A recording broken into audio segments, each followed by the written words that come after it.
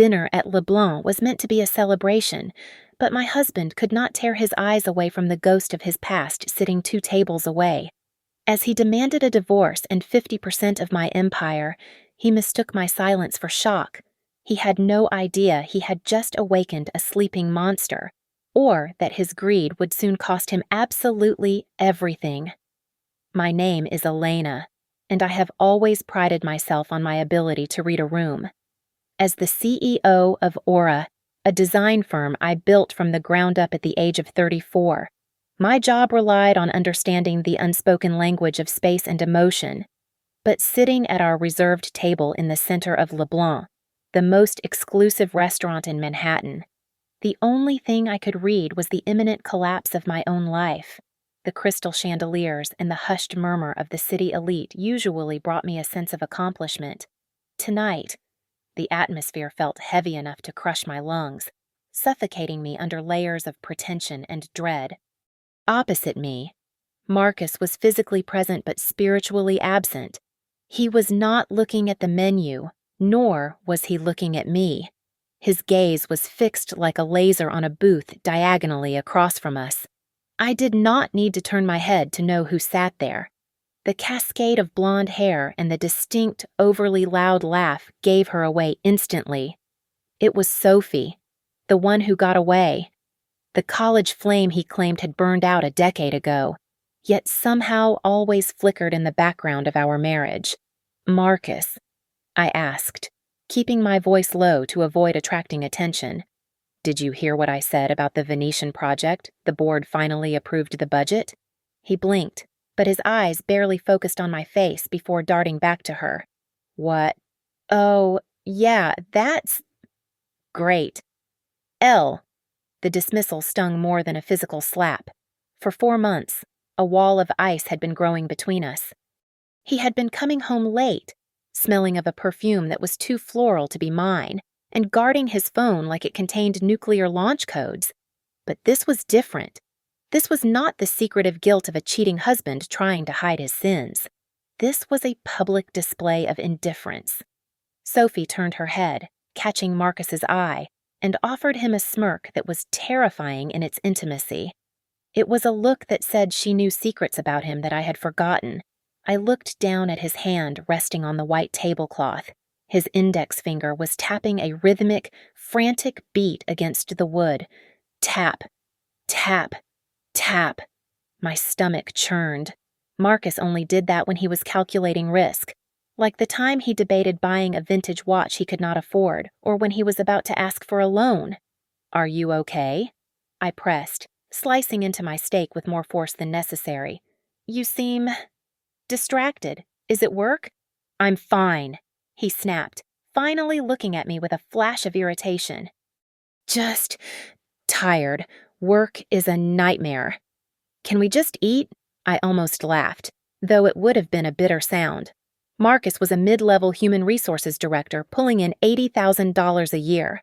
I loved him, or I thought I did, so I never mentioned that my quarterly bonus alone was triple his annual salary.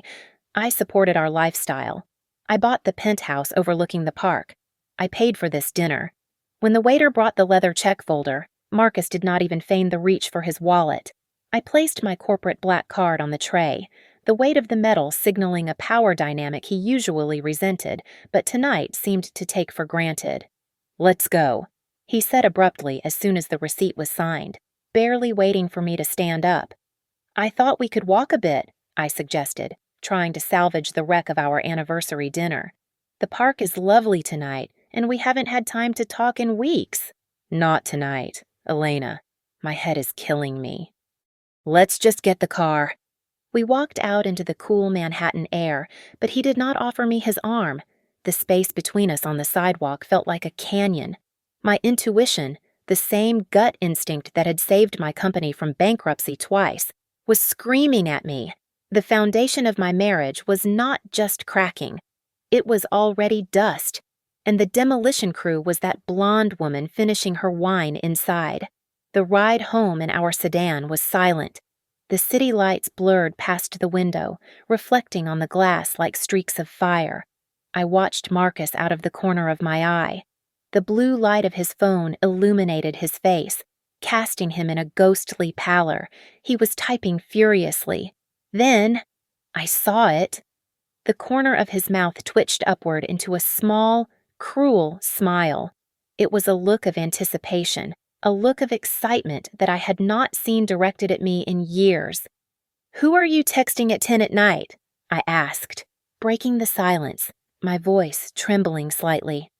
He locked the screen immediately and shoved the phone into his pocket. "Just work. Urgent compliance issue. Don't worry about it." He was lying. I knew it, and he knew I knew it. But as we pulled up to our building, I realized he did not care if I believed him anymore. The pretense was dropping, revealing something cold and sharp underneath. We were heading home, but I knew the man sitting next to me had already left a long time ago.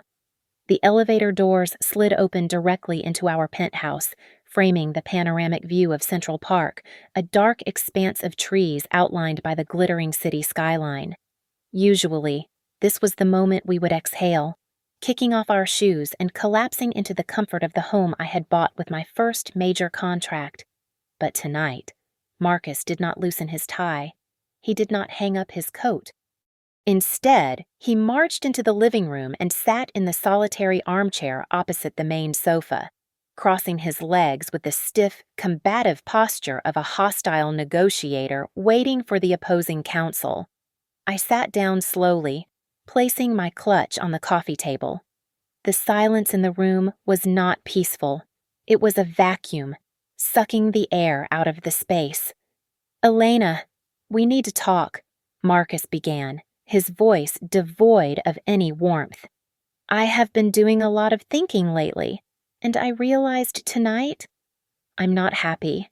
I haven't been happy for a long time. I need a divorce." He said it so casually, as if he were ordering a sandwich. "A divorce," I repeated, my voice steady despite the tremor in my hands. "Because of tonight. Because of her." "It's not just tonight," he interrupted, leaning forward. "Seeing Sophie again, it just clarified things. It woke me up. I realized that what I have with her is real. It's raw. It's passion. What I have with you, it's just a partnership. I think, deep down, I only married you because you were the safe choice. You were stable. You were ambitious. I needed that grounding back then. But I have lost my own identity in the process. I need to find myself again." I sat there, frozen. It was not the heartbreak of losing him that paralyzed me. It was the sheer audacity of his revisionist history. The man who had cried on my shoulder when he lost his first job, the man who swore I was his savior, was now telling me I was nothing more than a financial stepping stone he had outgrown. "You married me for stability," I said, the words tasting like ash. "And now that you are bored, you are discarding me to go find your self." "Don't make this ugly, Elena." He sighed, checking his watch as if he had somewhere better to be. "I want to be civil, but we need to discuss the logistics immediately. I want to start my new life with Sophie, and for that, I need capital. We need to split everything down the middle. 50-50. "Everything?" I asked, my eyes narrowing. "The penthouse, obviously," he listed, ticking items off on his fingers. "The vacation home in Aspen, the investment accounts, and, of course, my share of the equity in Aura." The air left my lungs. "Aura, you think you own half of my company." "It is a marital asset, Elena," he said smoothly. "We were married when you incorporated. That makes it community property. I want my half of the shares, or the cash equivalent. Sophie and I have plans, and I need my fair share to fund them." I felt a vein throb in my temple. "Fair Marcus, I built Aura from a laptop on a kitchen table. I worked 80 hours a week while you played video games and complained about your 9-to-5. You have never attended a single board meeting. You don't even know the names of my senior designers, and you think you deserve 50%. He stood up then. Walking to the window and looking out at the city, he felt he owned. The law is the law, sweetheart. I sacrificed my own career growth to support you emotionally. I was the rock you leaned on. That has value. Now it is time for me to collect my return on investment. He turned back to me, his face hardening into a mask of cold indifference. Look, you can handle this two ways, he said, his voice dropping to a menacing whisper. You can have your lawyers draw up the papers next week. Give me what I am owed, and we walk away clean. Or you can fight me. And if you fight me, I will drag this out for years. I will demand audits. I will leak stories to the press about your instability. Imagine what a messy, public divorce would do to Aura's stock price and your reputation with high-end clients. Do you really want to risk all that? I looked at him, really looked at him, and realized the man I loved had been dead for a long time. In his place stood a parasite, bloated on my success and demanding to consume the host before moving on. I need to think, I whispered, lowering my head to hide the fire that had just ignited in my eyes. Take tonight, Marcus said, pulling his phone out again. But don't take too long. Sophie is waiting for me to call her with the good news. Sleep refused to come. I lay in the darkness for hours, staring at the ceiling while the digital clock on the nightstand mocked me, ticking its way toward 3 a.m. My throat felt like sandpaper, parched from hours of silent crying. So I finally threw off the heavy duvet and stepped onto the cold hardwood floor. I intended to go to the kitchen for a glass of water, hoping the chill would numb the throbbing in my head. But as I passed the hallway leading to the guest wing, I froze. A sliver of yellow light was bleeding out from under the door of Marcus's home office. I crept closer, my bare feet making no sound on the polished oak. I expected to find him brooding, perhaps reviewing legal strategies or simply sleeping on the couch. Instead, I heard a sound that made my blood run cold. It was a soft, intimate giggle, followed by the low, sugary tone Marcus used to reserve for me during our honeymoon. Baby, stop worrying, Marcus said, his voice filtering through the wood. That idiot is completely in shock. She was staring at me like a deer in headlights. She will sign the papers. You know Elena. She is too obsessed with her precious reputation to drag this through court. She would rather die than let the tabloids see her fail. My hand hovered over the door handle, trembling. He was video calling her. In my house. At 3 a.m. But are you sure about the money? A tinny female voice replied. It was Sophie, even distorted through a speaker. Her voice grated on my nerves. I don't want to wait years for a payout. You won't have to wait, Marcus assured her, and I could practically hear the smirk in his voice. Here's the best part. Once I get my hands on 50% of the company, I am not keeping it. I already have a back-channel deal with the Grimshaw Group. They have been trying to buy Aura for a decade to eliminate the competition. I'm going to sell my shares directly to them. We will have liquid cash instantly, millions of dollars, and Grimshaw will dismantle Aura within a year. I stopped breathing. The Grimshaw Group was my sworn enemy, a corporate behemoth known for producing soulless, mass-market designs. They represented everything I fought against. Marcus was not just trying to take my money. He was planning to execute my life's work. He was going to sell the soul of my company to the devils I had spent 10 years keeping at the gate. That sounds delicious, Sophie purred. Oh, and Marcus, remember to get the house in Aspen. You know how much I love skiing there in the winter. It would be a shame to lose that view. Consider it done, Marcus laughed, a sound that twisted inside my stomach like a knife. Don't worry. Elena is a brilliant architect. Sure, but she is legally blind. She thinks because she built the company. She owns it. She has no idea how community property works in this state. I have her right where I want her. I have her trapped. I stood there in the dark hallway, my hand dropping to my side. The tears that had been threatening to spill over suddenly evaporated. The heavy, suffocating weight of heartbreak vanished, replaced instantly by a sensation I had never felt before. It was a cold, crystalline clarity. It was the feeling of a soldier realizing the enemy has just walked into the crosshairs. He wanted to sell Aura to Grimshaw. He wanted to give my sanctuary in Aspen to the woman who helped wreck my marriage. He thought I was weak. He thought I was just an artist who did not understand the fine print. I did not storm into the room. I did not scream.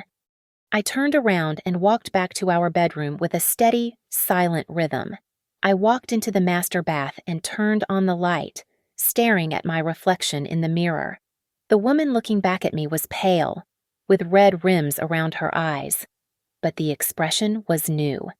The grieving wife had died in that hallway. I wiped a smudge of mascara from my cheek. Marcus wanted a war. He wanted to play legal games.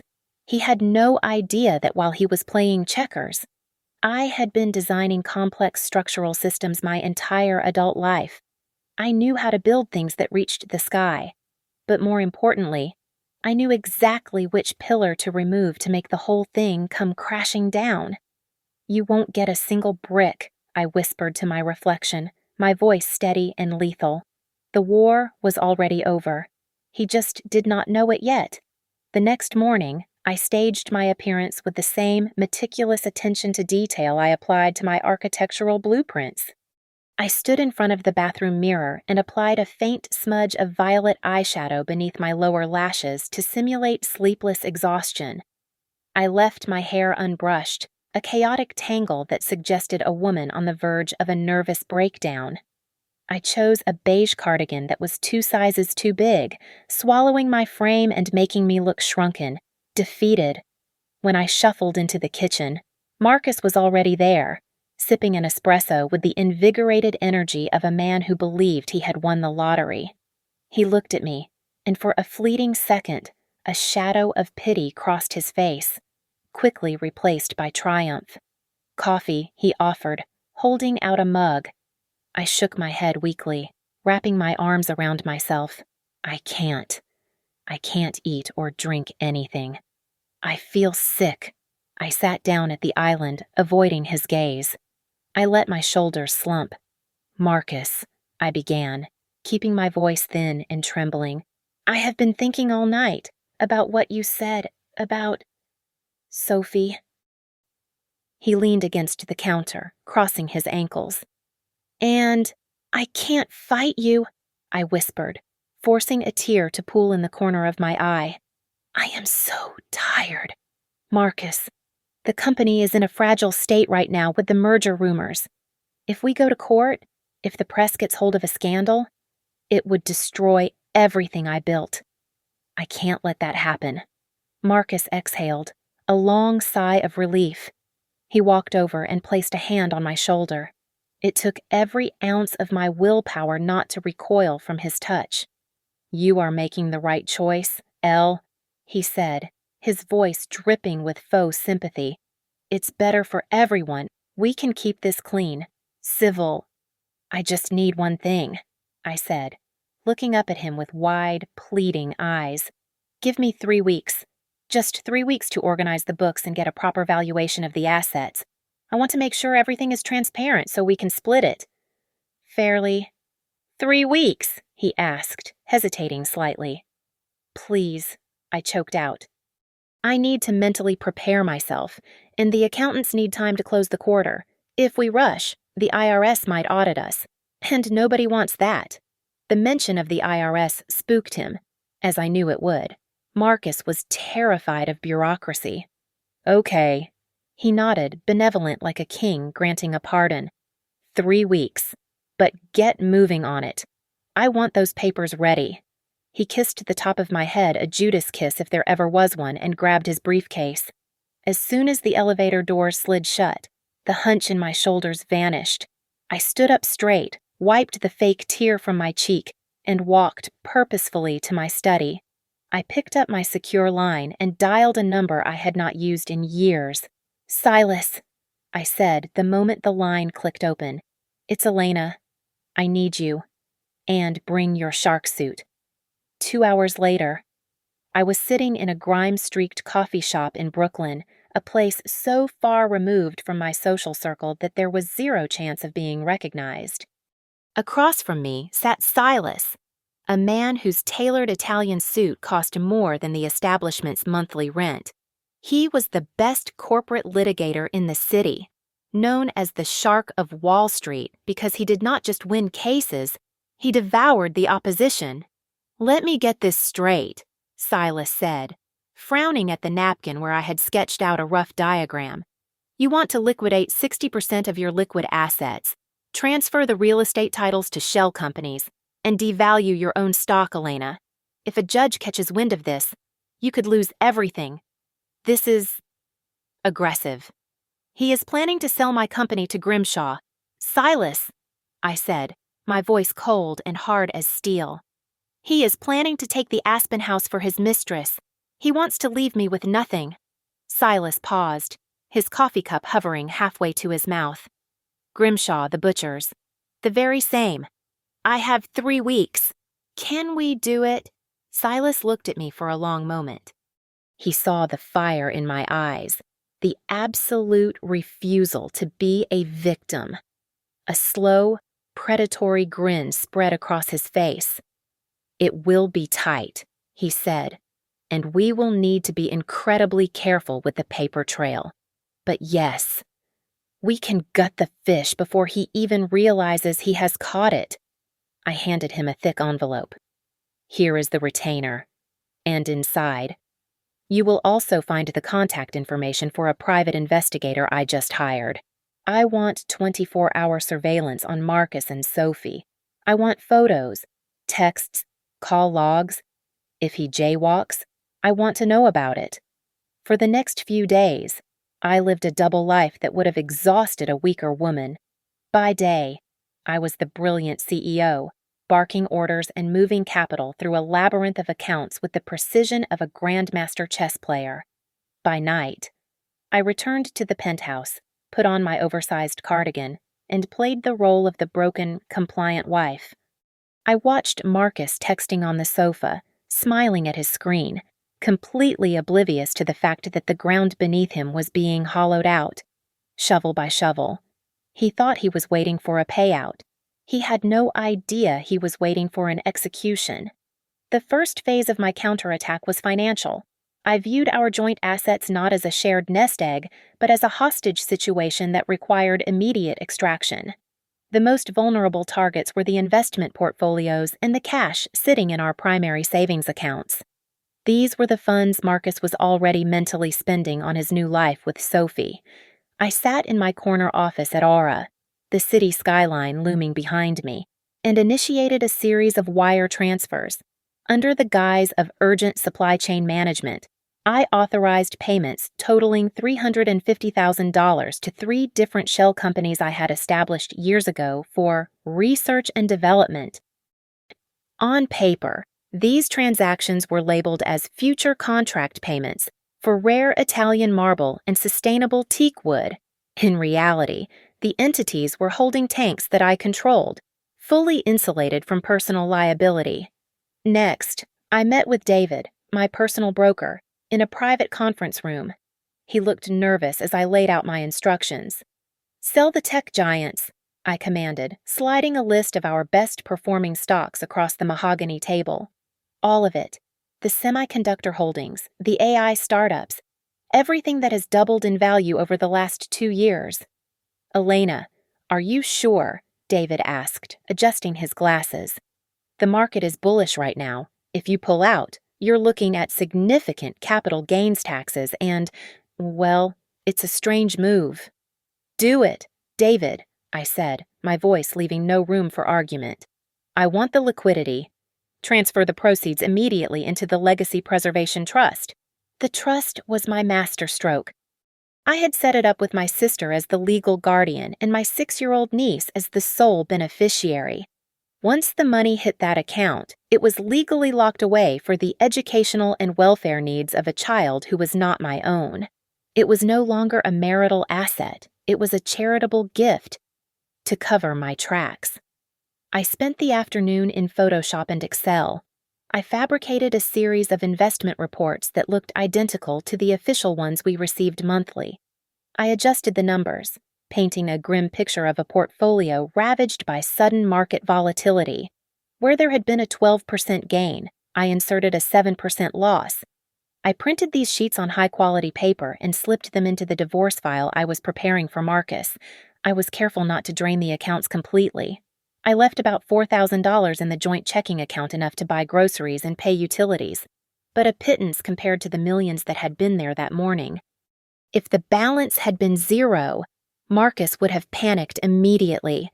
Seeing a positive, albeit small, number would keep him complacent. That evening, the inevitable question came. Marcus was lounging on the sofa, scrolling through real estate listings on his tablet. "Hey," he said, not looking up. "I tried to log into the Vanguard account to check the balance, but my password isn't working. Did you change it?" "Oh, yes," I replied breezily, not missing a beat as I poured myself a glass of water. The firm implemented a mandatory security protocol update because of that big data breach in the news last week. I enabled two-factor authentication tied to the corporate server for extra encryption. It's a mess to log in right now. He frowned. "Well, how are we doing? Is the cash ready for the split?" I sat down opposite him and adopted my most exhausted, professional expression. "It is complicated, Marcus. The liquidity ratios are down because of the pre-tax amortization schedules I had to run for the fiscal year end. Plus, the escrow holdbacks for the pending litigation on the construction site are tying up a lot of capital. We are technically solvent, but the cash flow is constrained." I watched his eyes glaze over. Marcus hated math, and he hated detailed financial talk even more. He waved his hand dismissively. "Whatever," he grumbled. "Just make sure my half is there when we sign." "I am doing my best," I said softly. Later that night, after Marcus had fallen asleep, I opened my laptop in the guest room. I pulled up a hidden Excel spreadsheet named Operation Freedom. I found the rows listing the investment accounts and the primary savings. I highlighted them and changed the cell color from red to green. "That is one," I whispered to the empty room. I closed the laptop, feeling the first true spark of satisfaction I had felt in days. The money was gone. And he had not even felt the wind as it flew out the window. The Aspen Lodge was the next piece on the board, and it was a particularly beautiful piece to capture. It was a sprawling timber and glass sanctuary nestled against the mountainside, a place where Marcus had spent countless weekends drinking expensive scotch by the fire while I worked on my laptop in the study. He believed it was ours, a personal asset we had bought 3 years ago. In reality, the deed belonged to a dormant subsidiary of Aura called Summit Holdings, a detail Marcus had either forgotten or never bothered to learn. But I knew that if he dragged this into court, a judge might still pierce the corporate veil and award him half. I needed him to discard it willingly. To do that, I had to turn his greed into fear. I called in a favor from an old college friend who now ran a high-end structural engineering firm. He owed me for referring the Hudson project to him last year, so he did not ask questions when I requested a very specific, very alarming inspection report. 2 days later, a thick binder arrived on my desk. It was a masterpiece of fiction, filled with terrifying terms like subsurface soil liquefaction, load-bearing shear fractures, and imminent catastrophic slope failure. I brought the binder home and waited for dinner. I made sure to look even more haggard than usual, pushing my pasta around the plate with the enthusiasm of a prisoner on death row. "What is it now?" Marcus asked, irritated by my lack of appetite. "You are moping again." "It's the lodge, Marcus," I said, my voice heavy with dread. "I got the inspection report back today. I wanted to get it appraised for the divorce settlement, but it's a nightmare." I slid the binder across the table. He opened it, flipping through the pages of red ink and doctored photos showing massive cracks in a concrete foundation that did not actually exist. "What am I looking at?" he demanded. "The foundation is sinking," I whispered, burying my face in my hands. The geological survey shows the ground beneath the house is unstable. The engineer said it could slide down the mountain in the next heavy snowstorm. To fix it, we would need to underpin the entire structure. The estimate is $2.5 million. Marcus dropped the fork. It clattered loudly against his plate. $2 million. That is impossible.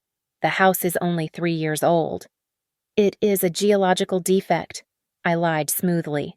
And since we are the owners, we are liable.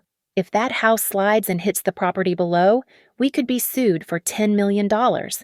Marcus, we are sitting on a ticking time bomb. I don't have $2 million to fix it. Do you? I watched the color drain from his face. Marcus liked money, but he was allergic to debt. The idea of owing millions for a broken house terrified him more than losing it. We have to get rid of it, he stammered, his eyes darting around the room. We can't keep it. Sophie, I can't take on that kind of liability. I know, I said, seizing the moment. That is why I made some calls. I found a private equity group, a small LLC based in Nevada that specializes in distressed assets. They buy high-risk properties for pennies on the dollar. They offered to take it off our hands for $300,000. It is a huge loss, but they assume all the liability. We walk away clean. $300,000. Marcus scowled. We paid $4 million for it. Do you want to pay $2 million in repairs instead? I challenged him. Or get sued when the living room slides into the neighbor's yard. If we sell now, we split the cash and the headache is theirs. If we wait, we are ruined. Marcus tapped his fingers on the table, that nervous, frantic rhythm I had come to despise. He was doing the math. He saw the potential debt eating into his future with Sophie. Sell it, he said firmly. Call them. Get the papers drawn up. I want to be out of that title by tomorrow. I suppressed the urge to smile. Are you sure it is such a beautiful house? It is a money pit. Elena, just sell the damn thing. The next afternoon, a courier delivered the deed transfer documents. The buyer was Phoenix Rising LLC, a company that Marcus assumed was a group of foolish investors. In reality, the sole signatory of Phoenix Rising was my lawyer, Silas. Marcus signed the papers with a speed that was almost comical, practically throwing the pen down when he was finished. He looked relieved, like a man who had just dodged a bullet. Good riddance, he muttered. Let those idiots deal with the foundation. You are so smart, Marcus, I said, taking the signed documents and sliding them into my briefcase. You really know when to cut your losses. As I walked away, a bubble of dark laughter rose in my chest. There was no crack in the foundation. The house was as solid as a rock. Marcus had just signed over a $4 million estate to my shell company for the price of a studio apartment, and he was actually celebrating it. The Aspen house was safe. Sophie would never set foot in it unless she was delivering pizza. Saving the cash and the house was merely the warm-up. The true war was for the soul of my existence, my company. Aura. Marcus did not just want a payout. He wanted to strip mine my legacy by selling his potential shares to the Grimshaw Group. To stop him, I had to do the unthinkable. I had to destroy my own value before he could cash it in. I spent an entire night in the dusty archives of our storage facility, hunting for a specific document from the very beginning of my career. Finally, at 4 a.m, I found it. It was a convertible loan agreement signed 10 years ago with my godfather, Arthur, who had been my first angel investor. The terms were aggressive and, frankly, desperate, written by a 24-year-old who needed capital to survive. It stated that if the initial loan of $500,000 was not repaid in full by the 10-year anniversary, which was, miraculously, next Tuesday, the lender had the right to convert the debt into 80% of the company's voting stock. I stared at the paper, my hands shaking. This was the nuclear option. I called Arthur at dawn. He listened in silence as I explained the situation, his breathing heavy on the line. You want me to foreclose on you? Arthur asked, his voice gruff with confusion. Elena, I never intended to enforce that clause. I wrote it to protect you from hostile takeovers back in the day. That is exactly what this is. Arthur, I said, gripping the phone tight. It is a hostile takeover from inside my own marriage. If you don't exercise this option, Marcus gets half. He will sell to Grimshaw. Aura will be gone. Grimshaw. Arthur spat the name out like a curse word. All right, send the papers. I will play the villain. The next day, I convened an emergency extraordinary general meeting of the shareholders. Marcus was not invited. Despite his delusions of grandeur, he held no seat on the board and had no executive function. The meeting was a somber affair. The room was filled with grim-faced lawyers and my core executive team.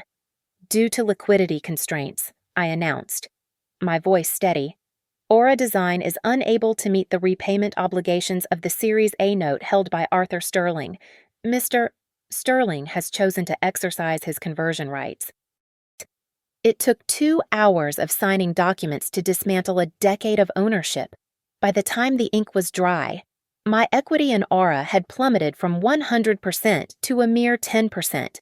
On paper, I was no longer the owner of a multi-million-dollar empire. I was a minority shareholder with limited power and a net worth that had just evaporated. But I did not stop there. In a simultaneous maneuver, we transferred all of Aura's intellectual property, the brand name, the client lists, the design patents into a newly formed parent company controlled entirely by Arthur. Aura, the entity Marcus was trying to claim, was now effectively a hollow shell, leasing its own name from a company he could not touch. When I returned home that evening, I felt physically ill. Signing those papers felt like amputation. I had saved the patient, but I had lost a limb. Marcus was in the kitchen, humming to himself as he poured a glass of wine. He saw my pale face and the stacks of files in my arms. Wow, you look exhausted, he said, taking a sip of the expensive red blend. Busy day? You must be working hard to get that valuation up for me. He grinned, a greedy, predatory expression that made my skin crawl. He thought my frantic meetings were about maximizing the pot of gold he was about to steal. It has been incredibly complex, I replied, forcing a weak smile. Structuring the assets so they are ready for the division takes a lot of legal work. I want to make sure everything is accurate. Good girl, he said, patting my shoulder patronizingly. Just remember, the higher the valuation, the better it is for both of us. Sophie and I were looking at yachts today. Did you know you can charter a crewed vessel for $50,000 a week? I looked at him, at the man who was planning to spend the corpse of my company on a luxury boat with his mistress. That sounds expensive, I said quietly. Not for us. He laughed, winking. Not anymore. He had no idea. He was standing on a trap door, dreaming of the sky, completely unaware that I had already pulled the lever. I had sold my soul on paper to keep it out of his hands, and the emptiness in my chest was a small price to pay for the look on his face that was coming. The silence in the penthouse had become too perfect, and evidently, Sophie was smart enough to realize that a storm should not feel this calm. It was late Thursday evening when the inevitable explosion occurred. I was in the kitchen reviewing the fabricated inventory lists when Marcus stormed in, his face a blotchy shade of crimson that clashed with his designer shirt. He was clutching his phone like a weapon, the screen glowing with the interface of our joint banking app. "Where is it?" Marcus screamed, slamming his hand onto the marble countertop. "I just logged in. There is $4,000 in the checking account. $4,000. Where the hell is the rest of it, Elena?" I did not flinch. I had been rehearsing for this moment since I moved the funds to the trust. I calmly set down my pen and looked him in the eye, channeling the icy demeanor of a CEO addressing an unruly intern.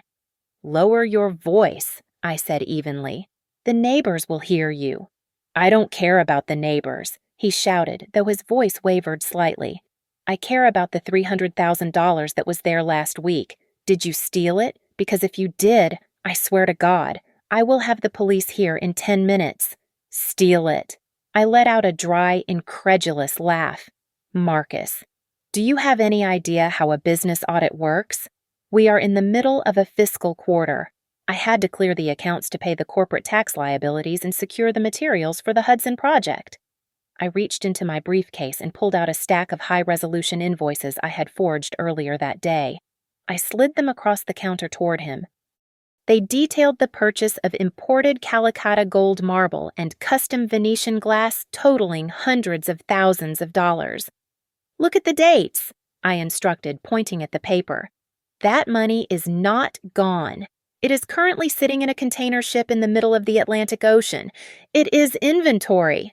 Unless you want a pile of raw stone in the living room, you have to wait for us to sell the finished designs to get the cash back. Marcus stared at the papers, his brow furrowed in confusion. He tried to read the line items, but words like amortization and freight duty were a foreign language to him. But, all of it, he stammered, his aggression losing steam. You spent all the cash. Would you rather I go to jail for tax evasion? I snapped, leaning forward. The IRS does not care about your divorce timeline. Marcus, I had to pay the government, or they freeze everything. Do you want them to freeze the assets because that takes years to untangle? He looked trapped, his greed warring with his ignorance. He knew something felt wrong, but he lacked the financial literacy to prove it.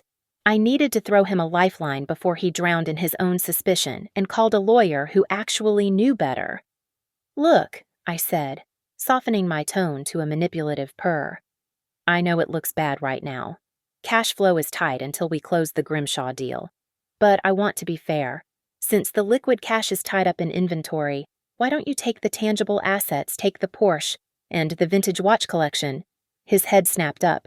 The Porsche 911 was his dream car. Technically leased under the company, but something he had always coveted. And the watch collection, inherited from my grandfather, was worth at least $50,000. You would let me have the Porsche? He asked, his voice breathless. It is only fair. I lied smoothly. To make up for the delay with the cash. He was nodding now, the panic receding as avarice took over. But I had one final nail to drive into the coffin of his doubts. I stood up and accidentally knocked a folder off the table.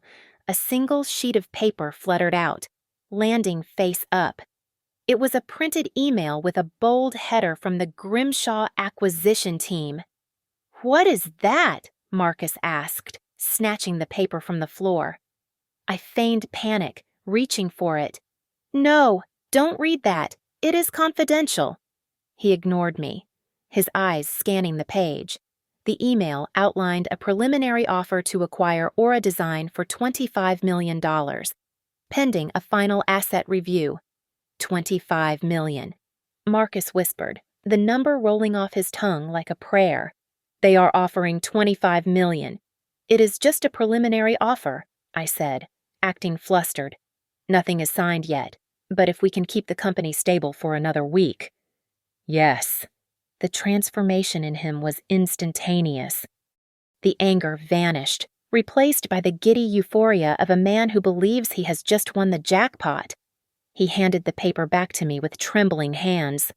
Okay, he said, backing away, a manic grin spreading across his face. Okay, Elena. You handle the inventory. You handle the taxes. Just keep this deal alive. I will take the Porsche. He practically ran out of the room. A moment later, I heard him on the balcony, his voice loud and jubilant as he called Sophie. Baby, listen to me, I heard him say. Forget the $300,000. That is pocket change. We are talking about millions. We are going to be richer than you can imagine. I stood in the kitchen, listening to him celebrate his own destruction.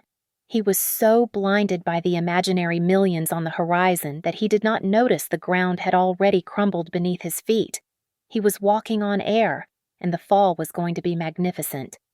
Friday arrived with a silence that felt heavy and electric, like the air right before a thunderstorm breaks. The date for the signing was set for 2 in the afternoon. I spent the morning moving through the penthouse like a ghost, packing only what truly mattered into 2 modest leather suitcases. I took my grandmother's jewelry, my hard drives, and the first sketches I had ever drawn for Aura. I left the furniture, the expensive art Marcus had insisted on buying to impress his friends, and the memories of a marriage that had dissolved into a business transaction. I stood in the center of the living room, looking out at the park one last time. This space had once been the physical manifestation of my dreams. I had imagined children running down the hallway and quiet Sunday mornings with coffee on the balcony. Now, stripped of my emotional attachment, it was just a collection of steel, glass, and drywall. It was a distressed asset, a liability I was about to shed. I met Silas at a bistro around the corner for a final review. He placed a thick folder on the table between us. "Everything is in order," Silas said, tapping the file with a manicured finger. "The asset transfers are recorded, the trust is locked, the sale of the Aspen property is finalized, and the dilution of your shares in Aura? Well, it is a work of art. Legally, you are worth less today than you were when you graduated college." "And it is tight?" I asked, taking a sip of sparkling water. "He can't wiggle out of it. It is ironclad," Silas assured me, a shark-like grin spreading across his face. "He signed the Aspen sale. He has no standing in the company. And the pre-nuptial agreement he refused to sign 10 years ago because it was unromantic is now his biggest regret. He is walking into a slaughterhouse, Elena, and he thinks he is going to a steak dinner." My phone buzzed on the table. It was Marcus. "Don't be late," the text read. "And make sure you bring the full valuation papers for the company. My lawyer and I are waiting. We want to get this over with so we can book our tickets." I stared at the screen, a small smile playing on my lips. He was so eager. He was probably already imagining the first-class seats to Paris, paid for with the money he thought he was about to extract from my veins. I went back to the apartment to change. For the past 3 weeks, I had worn muted colors, beige, gray, soft pastels to play the role of the defeated, grieving wife. I walked into the walk-in closet and pushed those clothes aside. My hand landed on a garment bag at the very back. I unzipped it to reveal a blood-red power suit, tailored to perfection, with sharp lapels and a silhouette that screamed authority. I put it on, buttoning the jacket with slow, deliberate movements. I looked in the mirror. The pale, tired woman was gone. In her place stood the CEO who had built an empire from nothing. The red fabric looked like armor. It looked like victory. I walked to the kitchen and poured myself a glass of vintage Cabernet, a bottle Marcus had been saving for his birthday. I took a slow sip, savoring the rich, oaky taste. It tasted like freedom. I opened my laptop one last time. I navigated to the hidden folder and opened the Excel spreadsheet titled Operation Freedom. I scrolled through the rows of assets, every single one of them marked with a green secured tag. I clicked on the file name and typed a new title, Completed. I closed the laptop and picked up my purse. On the way out, I stopped at the vanity table in the hallway. I looked at the diamond ring on my left hand, the symbol of a promise that had been broken 1,000 times before today. I slid it off my finger. It felt heavy, cold, and utterly meaningless. I dropped it onto the glass surface of the table. It made a sharp clink that echoed in the empty hallway. I walked to the elevator and pressed the button. I did not look back. The doors slid shut, sealing away the past. I was walking into the sunlight of a New York afternoon, and for the first time in years, I was entirely, completely myself. The conference room smelled of expensive leather and premature victory. Marcus sat at the head of the mahogany table, flanked by his attorney, a man whose smug expression mirrored my husband's perfectly. An open leather briefcase sat on the floor next to Marcus, presumably ready to carry the spoils of war. He checked his watch, tapping his foot with that familiar, arrogant rhythm. He looked like a king waiting for his tribute. I walked in, the heels of my red shoes clicking sharply against the floor. I did not sit down. I simply walked to the table and placed a single, thin manila folder in front of them. Marcus looked at the folder, then up at me, his brow furrowing in confusion. "Is this it?" he scoffed, his voice dripping with condescension. "Well, where are the valuation binders? Where are the stock certificates I told you to bring everything?" "That is everything," I said calmly. His lawyer reached out and flipped the folder open. I watched his face closely. It took exactly 10 seconds for the blood to drain from his cheeks, leaving him looking like a ghost who had just seen his own grave. He began flipping through the few pages rapidly, his hands starting to shake. "What is it?" Marcus asked, his arrogance faltering as he saw his lawyer's reaction. It is the final accounting," the lawyer stammered, his voice weak. "Allow me to summarize," I interrupted, my voice cutting through the room like a blade. "The joint checking account has a current verified balance of $4,000, pursuant to state law regarding the equal division of marital assets. I have written you a check for exactly $2,000. It is right there on top." Marcus stared at me, his mouth opening and closing like a fish out of water. $2,000, he whispered, before his voice rose to a scream. $2,000. Are you insane? What about the company? What about the house in Aspen? What about the millions in the investment accounts?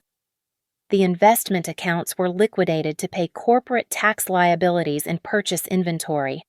"As we discussed," I replied, keeping my tone bored and professional. "And as for the house in Aspen, you sold it. Remember, I sold it to get rid of the debt," he yelled, slamming his fist on the table. "We sold it for $300,000.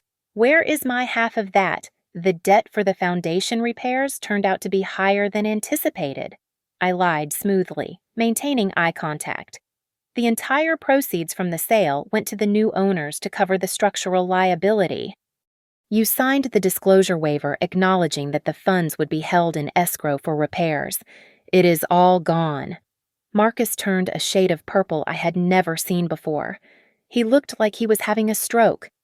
"And Aura," he choked out, standing up and leaning over the table. "You can't hide a company. I want my 50% of Aura. You can have it," I said, offering him a cold smile. "But 50% of nothing is still nothing. What are you talking about? I don't own Aura anymore. Marcus." Due to a default on a convertible loan from our founding investor, the majority ownership transferred to him 3 days ago. I am currently just a salaried employee with a 10% minority stake. My shares have been diluted. The company is owned by the Sterling Trust now. Marcus froze. The realization hit him like a physical blow. He looked at his lawyer, desperate for a lifeline, desperate for someone to tell him I was lying. She can't do that," Marcus pleaded, turning to his attorney. "Tell her she can't do that, Sue. We will sue her for everything." The lawyer closed the folder slowly, defeated. He could not look Marcus in the eye. "We can't sue. Marcus," the lawyer whispered, his voice trembling. "The documents are legal. You signed the deed transfer for the house. The loan agreement for the company predates the marriage. It is all ironclad. There is nothing to sue for." The room went deathly silent.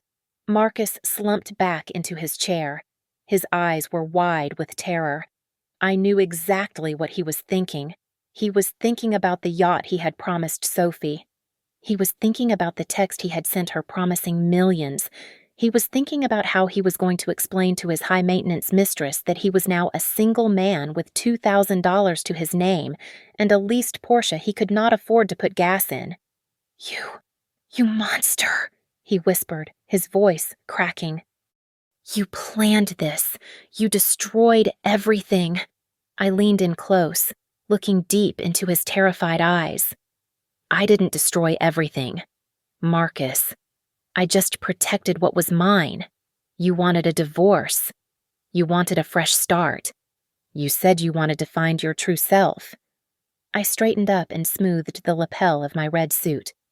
Well, congratulations, I said. You are free, and you are starting from zero. Just like you wanted. I turned my back on him. Behind me, I heard the sound of a chair crashing to the floor and a guttural, animalistic scream of frustration. But I did not flinch. I walked out of the office, past the stunned receptionist, and pushed open the heavy glass doors of the building. The New York afternoon sun hit my face, warm and brilliant. The city noise sounded like a symphony. I took a deep breath, filling my lungs with the sweet, intoxicating air of freedom. The war was over, and I had won. Thank you so much for listening to my story. Please comment below telling me where you are listening from. I would love to connect with you and hear your thoughts. Don't forget to subscribe to the Lily Revenge Stories channel, like this video, and hit the hype button so more people can hear this story.